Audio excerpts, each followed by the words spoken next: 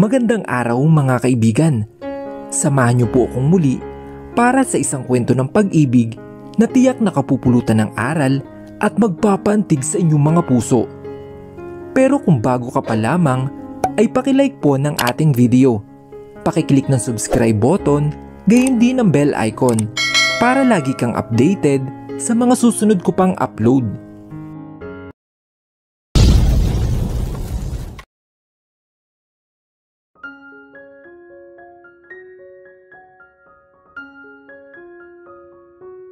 Kitang-kita ko na kanina pa niya gusto magsalita. Gusto niya akong kausapin, pero dahil hindi nga kami okay, ay pinipigilan niya kanya sarili. Parehas lang kami may kasalanan sa isa't isa. Siya na hindi namin sa akin ang katotohanan dahil inisip ako at alam ko naiipit niya sa sitwasyon sa amin dalawa ni Gabriel. Ako na umalis na lang bigla sa rest house niya na walang paalam. Siya ang tumulong sa akin noon. Siguro nga ay hirap lang siya at hindi niya masabi sa ng katotohanan dahil alam niya na galit ako sa kuya niya. Or baka gusto niya sabihin sa akin kaso nga umalis lang ako.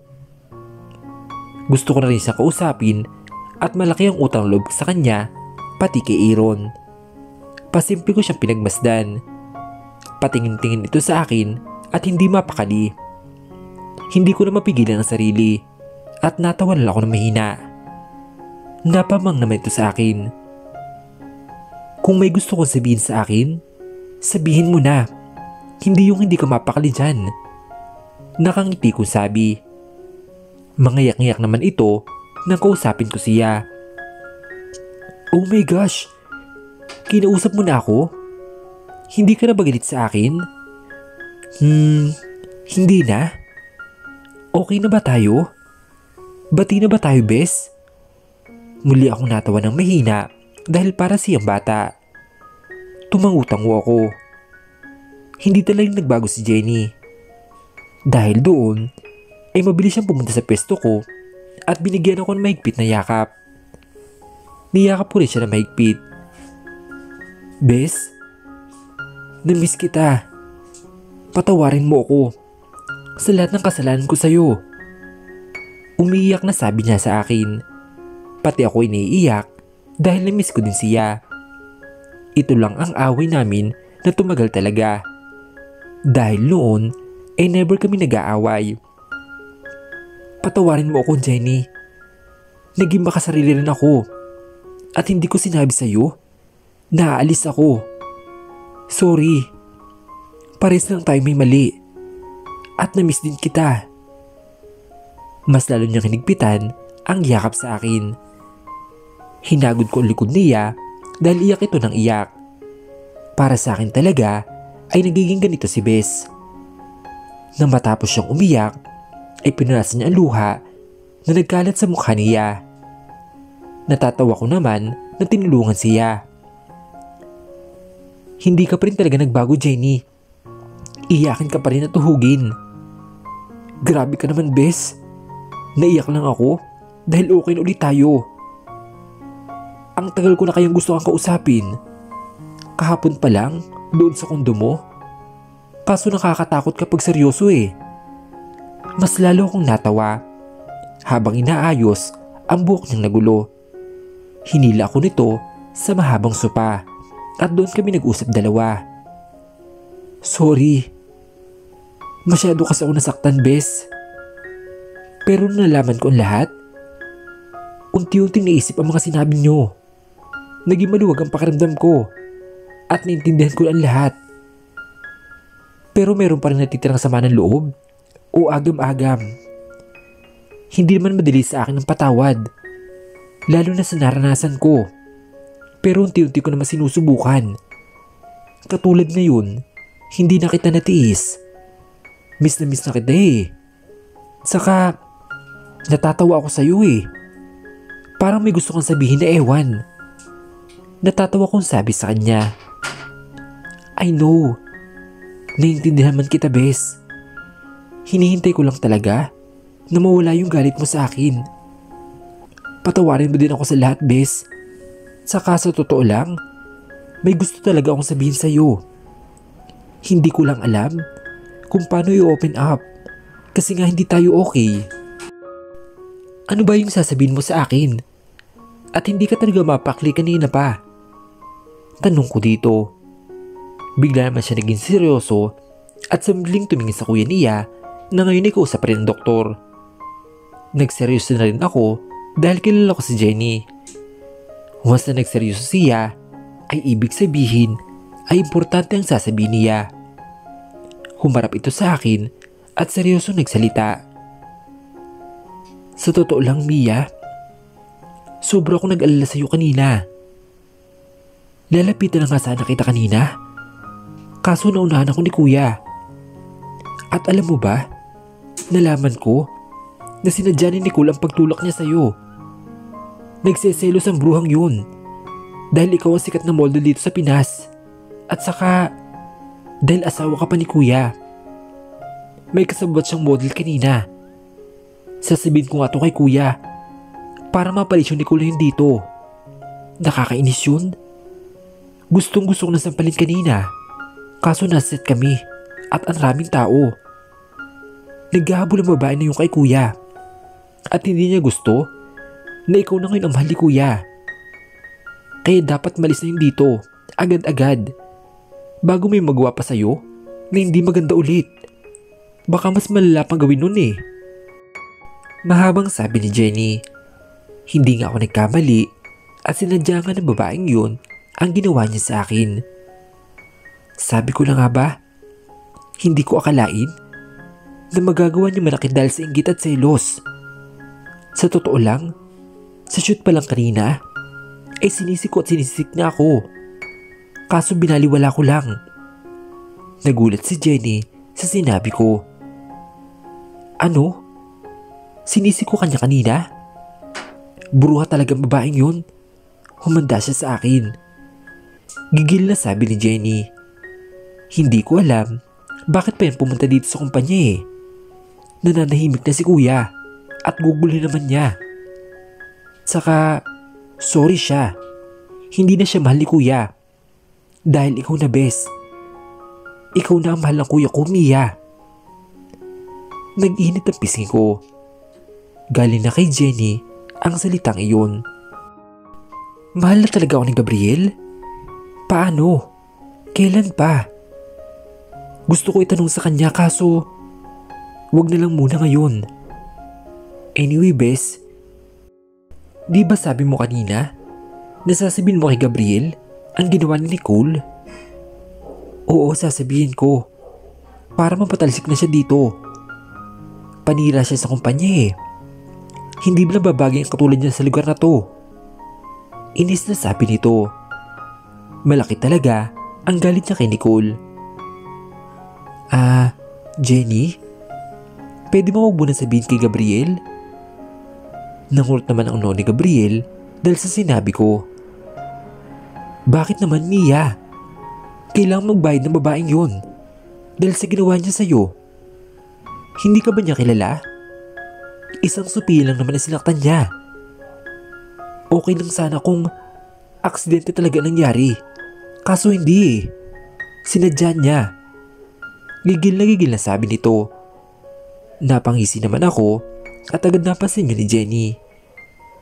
Nagugulan niya ako tinignan dahil sa kakaiba kong ngisi. Maya-maya lang ay biglang kumaliwala sa mukha nito.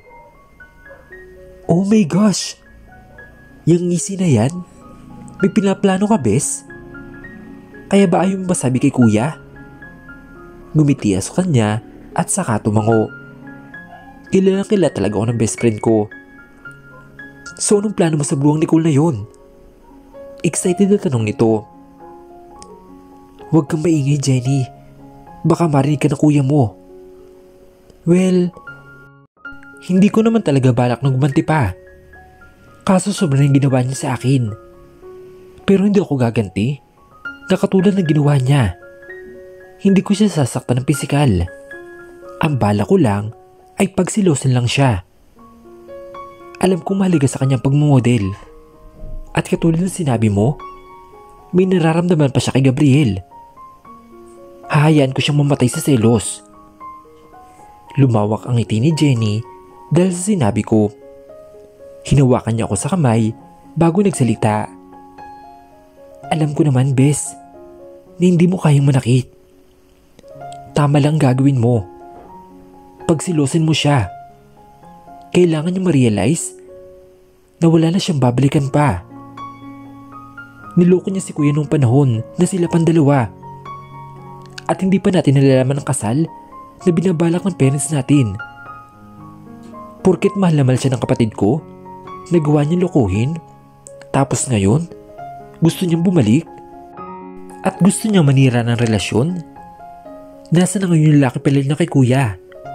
Iniwan din niya? Dalawa lang yan eh. Kaya siya nandito dahil gusto niya lang din si kuya. At pangalawa naman, dahil sa kasikatan at pera na meron si kuya. Siguro nga ay tama si Jenny. Mukhang pera at kasikatan ng habol ni Nicole kay Gabriel ngayon. O kung hindi man, ay mahal pa rin niya si Gabriel. Huli na siguro niya na-realize ang totoong nararamdaman. Kung naging malala ang nangyari sa'yo, malalagot si Nicole. Hindi pa lalagpasin ni kuya yun. Ngayon pa nga lang, tingnan mo nga, nagpatawag pa siya ng doktor. Sobrang nag-aalala sa'yo eh. Nakangiting sabi ni Jenny. Tipid lang akong umiti. Sobra nga yung pag-aalala ni Gabriel. Totoo nga yata yung sinasabi niya sa akin kanina. Napatingin ako kay Jenny nang higpitan nito ang hawak sa kamay ko. Bes, gusto ko lang sabihin sa'yo na nagbago na talaga si kuya at ikaw na talaga mahal niya. Kung alam mo lang lahat ng ginawa niya para mahanap ka. Hindi ko sinabi na may anak na kayo noon dahil ayoko nga na mandagdagan yung kasalanan ko sa'yo. At ayoko din na mas gumulo ang isip ni kuya. Kakangat lang niya ulit, Bes. At ayoko na bumagsak sa ulit. Sobrang pinaghirapan ni kuya na mabawi yung kumpanya at ginawa niya ang lahat. Kaya patawarin mo ako, Bes. Patawarin mo ako sa lahat ng kasalanan ko. Sana sa pagkakataon na ito ay maging maayos na ang lahat. Sana bigyan mo rin ng pagkakataon si kuya na makabawi sa iyo at kay Kalia. Mahal na mahal ka niya, Bes. Mula noon, wala naging babae si kuya. Nakapokus lang siya sa pagpapatakbo ng kumpanya. Hindi ko sinasabi to, Bes, dahil kapatid ko si kuya. At gusto ko mag-aayos na kayo agad-agad. Gusto ko lang ipalam sa iyo lahat. Alam ko kasi malaki naging galit mo sa kanya mula noon. At gusto kong malaman mo na nagbago na si kuya simula nang umalis ka. Sana mabuo ang pamilya niyo, Bes. At pag nangyari yun, ako na yata ang pinakamasayang kapatid. Alam ko hindi mo agad-agad mapapatawad si kuya. Pero sana hayaan mo lang siya, Bes, na gawin yung part niya. Para mapakita na totoo lahat ang sinasabi niya sa'yo. Mahabang sabi ni Jenny. Tipid akong umiti. Pag-iisipan ko pa. Ayoko na magdesisyon ng pabigla-bigla. Katulad ng ginawa ko dati ay masyado ako nagdesisyon agad. Huwag kang mag-alala, Jenny. Pag-iisipan ko lahat. Sa ngayon ay hahayaan ko muna sarili ko. Titimbangin ko muna. At sorry din sa lahat. Pati yung nasabi ko nung nagkasagutan tayo. Masyado akong nabigla at nagulat dahil sa ginawa ni Aaron. Okay lang, Bes. Huwag kang magbadali. Naiintindihan naman kita. Tsaka, nagulit din talaga ako na ikaw si Sophia. My gosh, Bes. Hindi ko akalain. Natutuparin mo talaga ang pangarap mo. At hindi lang basta natupad. Isa ka pa sa sikat na model dito sa Pilipinas. At may sarili ka pang kumpanya. Hay, sana all na lang talaga. Sana ako rin. Kaso, wala eh. Kailangan ni kuya ng tulong. Natawa ako ng mahina. Mas okay na dito ako nagwo-work sa kuya mo. Pero kung payagan ka niya na lumipat sa work, welcome na welcome pa sa kumpanya ko. Biro ko sa kanya Namilog naman ang mga mata nito at napasigaw pa. Oh my gosh! Really, Bes? Gosh!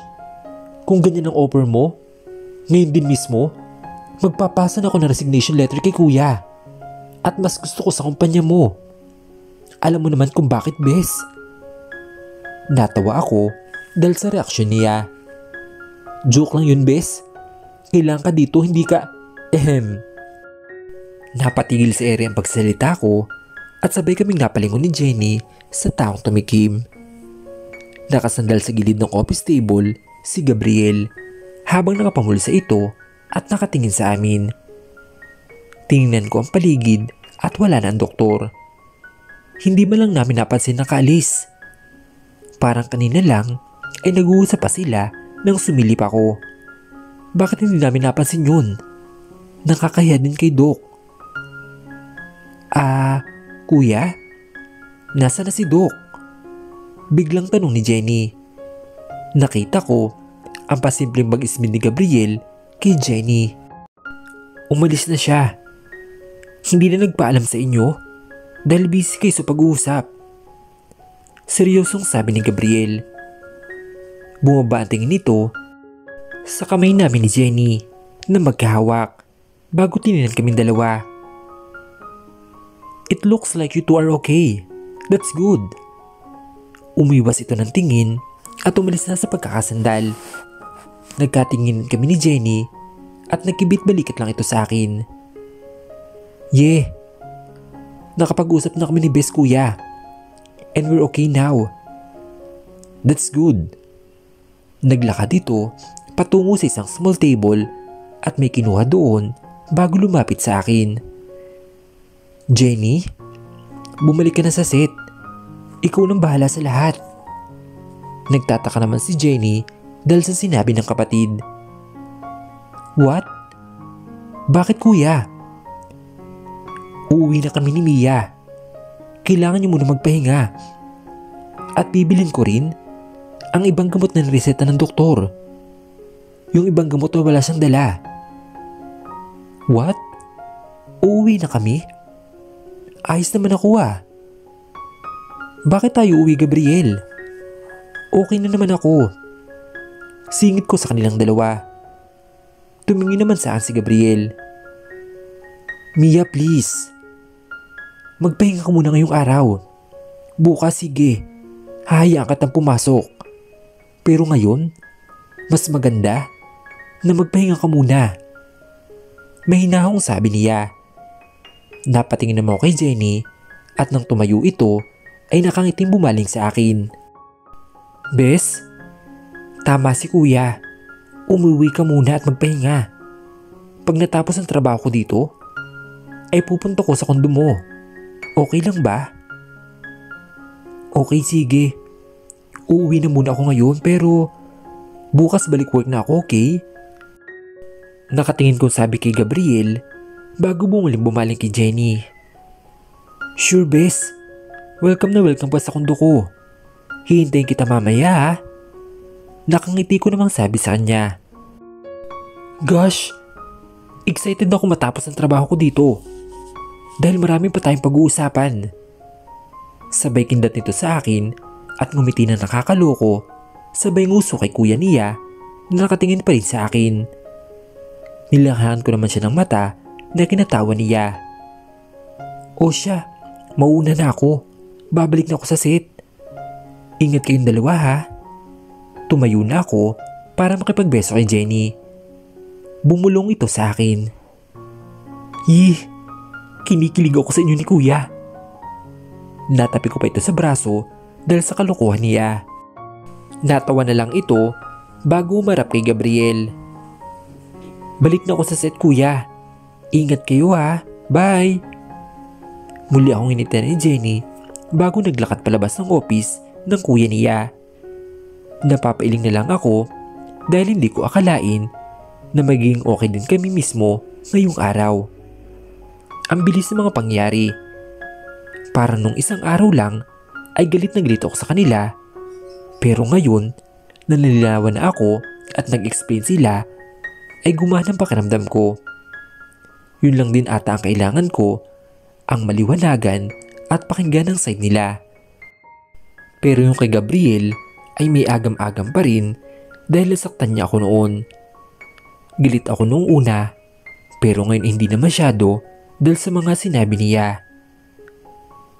Mia, tara na. Bibilin pa natin yung gamot mo. At yung pasalubong ko kay Kalia. Tumango na lang ako sa sinabi niya bago kinuha mga gamit ko dahil dinala ni Jenny kanina at nauna na maglakad. Nang nasa kotse na kami ay tahimik lang kaming dalawa. Nasa kalagitnaan na kami ng biyahe nang tumigil ang kotse sa isang pharmacy. Bumaba si Gabriel at dumiretso sa loob. Tingnan mo tong lalaking to. Bumaba na lang ng basta-basta. Hindi man ako kinausap na bababa siya at may bibilhin. Nang lumbaba na lang ako habang pinagmamasan siya sa loob ng pharmacy. Napapangiti dahil pinagtitinginan siya ng ibang mga nabili. Ikaw ba naman anak formal attire tapos kapansin-pansin ang itsura niya? Akalain mo nga naman ang isang Gabriel Montemayor ay nasa isang pharmacy. Matyaga naghihintay at nakapila para bumili ng gamot. Totoo nga na nagbago na siya. Siguro hindi naman masamang bigyan siya ng second chance. Nakikita ko nga na nagbago na siya at ang mga tingin niya sa akin ay masuyo at may pag-alala. Pero kailangan ko pa rin timbangin. Huwag basta-basta magtitiwala. Mahirap na at ayoko nang maulit pa yung sakit na naranasan ko. Napayos ako ng upo na makita ko lumabas ang pharmacy si Gabriel. Kaso nagtaka ako dahil naglakad ito pakaliwa. Kunot-no ko siya tinundan ng tingin hanggang pumasok ito sa convenience store.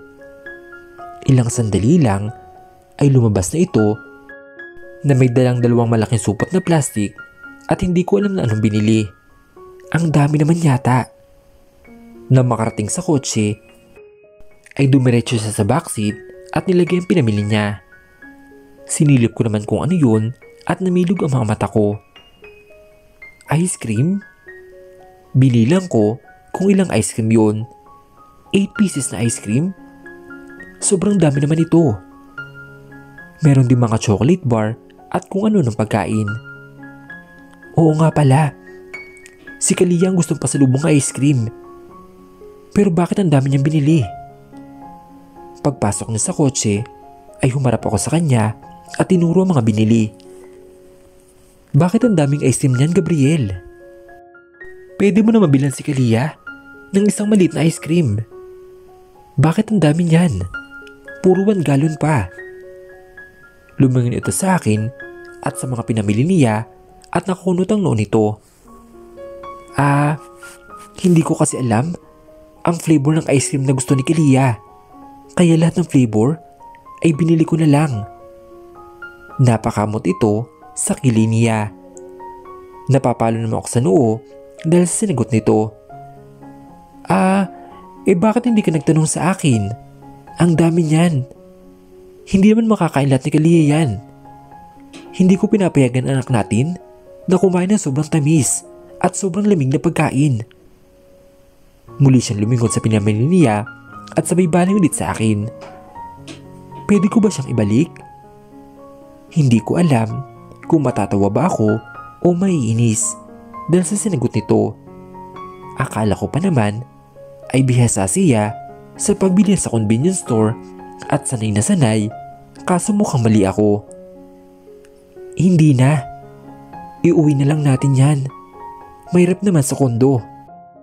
At saka, bakit ang dami rin chocolate? Muli nitong kinamot ang kilay niya. Kanina ko pang napapansin ang pagkamot niya sa kilay. Kinuha niya isang plastic na naglalaman ng chocolate at kung ano-ano pa. Nilabas niya ang 4 na klase ng chocolate. Para sa'yo to. Sabi abot niya sa akin ng chocolate at tinanggap ko naman. Favorite ko to lahat naalala ko kasi. Sabi ni Jenny sa akin noon na yan ang mga favorite mong chocolates. Sakto nakita ko yan. At naisipan ko rin bilhin ka. Kayong dalawa ni Kalia. Hindi ko alam ang iriri ako. Nakakapanibago na ganito si Gabriel. Salamat. Hindi ka na sana nag-abala pa. Kahit si Kalia na lang sana. Umayos na kami nang upo pareho. Nilagay ko sa lap ko ang binigay niyang chocolate. Hindi abala yun. Gusto kong bumawi sa inyo kaya hayaan mo lang ako, Mia. Kahit sa ganitong paraan lang. Hindi na ako mimik dahil sa sinabi niya. Naging tahimik ang biyahe namin hanggang makarating kami sa kondo. Pagpasok namin sa unit ko ay naabutan namin si Kalia na nanonood sa sala katabi ang yaya niya. Nang makita niya kami ay nagulat ito at agad tumakbo patungo sa amin. Mommy? Daddy? Agad yumampo sa akin si Kalia at umalik sa pisngi ko. Mommy? Tapos na po ang work nyo? Ang aga nyo po ni Daddy. Ngumiti ako sa anak namin at inahisan ng gulitong bangs. Oo anak. Tapos na ang work namin ni Daddy. Yehey! Pwede po tayo manood ng Barbie, Mommy? Tayo po nila Daddy? Masayang sabi nito. Ngayon na ba anak? Si Sweetheart? Pwede mamaya na tayo manood ng Barbie? Kailangan kasi ni Mommy magpahinga dahil pagod sa work. Kumain na lang muna tayo, okay? At saka anak, may pasalubong si Daddy sa'yo. Biglang singit ni Gabriel. Agad namang umalis sa harap ko si Kalia at pumunta sa daddy niya. Wow! Daddy, ang dami pong ice cream. Para sa akin po to lahat? Oo anak, para sa'yo lahat to. Pero, konti lang kakainin mo, okay? Sabi ni Mami mo, hindi ka raw niya pinapakain ng sobrang tamis at sobrang lamig na pagkain. Susundin natin si Mami ha? Kasi masisira ang teeth mo at magkakaroon ka ng tonsil. Napangiti ako dahil sa kalambingan ni Gabriel sa anak namin. Tumayo na ako at hinayaan lang sila mag-usap doon. Alam naman ni Gabriel ang gagawin. Magpapahinga na muna ako at ngayon lang ako nakaramdam ng pagod. Kailangan ko ipahinga ang isip ko dahil sobra na ang nangyari ngayong araw. Kinabukasan ay maaga kami pumasok ni Gabriel. Dumiretso agad kami sa rehearsal room para sa fashion show. Pagkarating namin doon ay agad kong nilapitan ng lahat para tanungin kung ayos lang ako. Lahat sila ay nginitian ko at sinabihan na ayos na ako. Kahit ang ibang staff ay nag-aalala at nagtanong sa akin. Habang si Gabriel ay dumiretso sa isang vacant room at kung saan doon niya kakausapin ng isang board member na gusto siyang makausap. Nakakailang din pala na ganito. Nakilala nila ako bilang si Sophia at halos lahat ng empleyado na makakasalubong namin ay sobrang pagbati sa akin. Mula pagpasok namin sa entrance ng building hanggang makayat kami dito sa rehearsal room. Nakilala nila ako kung sinong nasa likod ng maskara. Nang umalis ng ibang model sa kausap ko ay lumapit naman sa akin si Jenny na nakabusangot ang mukha niya. Alam ko ng dahilan kung bakit nakasimangot ito. Bes, nakakainis si kuya. Hindi niyo ako pinayagan na pumunta sa kondo mo. Tumawag ako sa kanya kahapon. Natapos na yung work ko dito. At ang sagot ba naman sa akin? Huwag ka na munang pumunta dito, Jenny. Nagpapahinga na si Mia. At huwag mo munang istorbuhin. Hayaan muna natin siya makapagpahinga. At bukas naman ay magkikita naman kayo eh. Alam mo yun? Excited na akong puntahan ka para makapag-usap tayo. Tapos ganun mangyayari. Napailing na lang ako habang nakangiti. Sa totoo lang ay sobrang ganda ng pakiramdam ko sa pagkakataong ito. Nang makatulog ako ng hapon ay ginising ako ni Gabriel ng dinner at hinatanan ako ni Kalia ng pagkain sa kwarto ko at doon lang ako kumain. Then nagbababa lang ako ng kinain at natulog na ulit. At ngayon nga, pagising ko ng umaga ay sobrang gaan ang pakiramdam ko. Feeling ko, ngayon lang ulit ako nakatulog na maayos. Ang ganda rin ng gising ko. Sorry, huwag ka na nga sumimangot dyan. Mamaya pag uwi natin ay sumabay ka na at doon ka na matulog sa kondo, okay? Pambawi ko sa kanya. Umaliwala sa mukha nito dahil sa sinabi ko.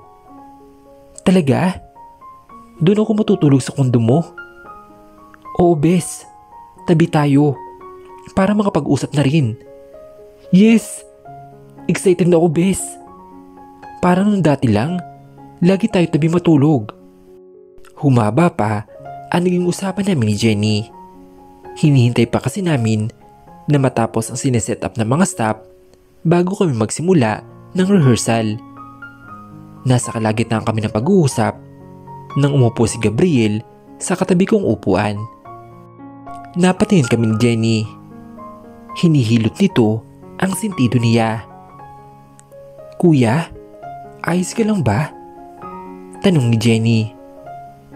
Oo. Mahina nito sagot. Are you sure? Masakit ba ang ulo mo? Bakit? Ano bang pinag-usapan niyo ng isang board member? Bumuntong hininga si Gabriel bago nagsalita. Gusto nilang dalawa maging pangpinali na model para sa event natin. At gusto nilang si Nicole at Mia ang maging model. Pares daw sikat ang dalawa at pang-akit daw sa mga investor. Nagulat ako sa sinabi ni Gabriel. Gusto nilang dalawa kami ni Nicole na maging model? What? Bakit? Ang ganda na naging desisyon natin, di ba? Bakit ngayon, nasa kalahati na tayo, doon sila umangal? Inis na sabi ni Jenny at hindi ako mimik. Dahil biglang dumating si Nicole kahapon. Nalaman ng board members yun at nagbagong isip nila. Mahinang sabi ni Gabriel. Sumandali ito sa upuan at saka pumikit. Anong naging desisyon mo, kuya? Pumayag ka ba? Muling tanong ni Jenny. Hinintay ko ang sagot ni kuya. No, hindi ako pumayag. Si Mia lang gusto ko maging pampinali ng model at wala nang iba. May kung anong humaplo sa puso ko dahil sa sinabi niya. Pinili niya ako at hindi siya pumayag na dalawa maging pampinali ng model. Yes, tama yan. Si Bes lang ang dapat. Mas maganda at mas sexy naman ang best friend ko kaysa dyan sa ex mong bruha. At ikaw pa rin masusunod dahil ikaw ang boss dito. Angil naman ni Jenny. Well, wala namang problema kung dalawa kami model. Wala sa akin yun.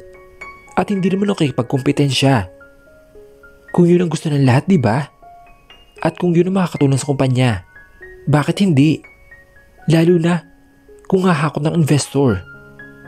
Nakakatuwa lang na hindi pumayag si Gabriel at hindi niya pinili si Nicole.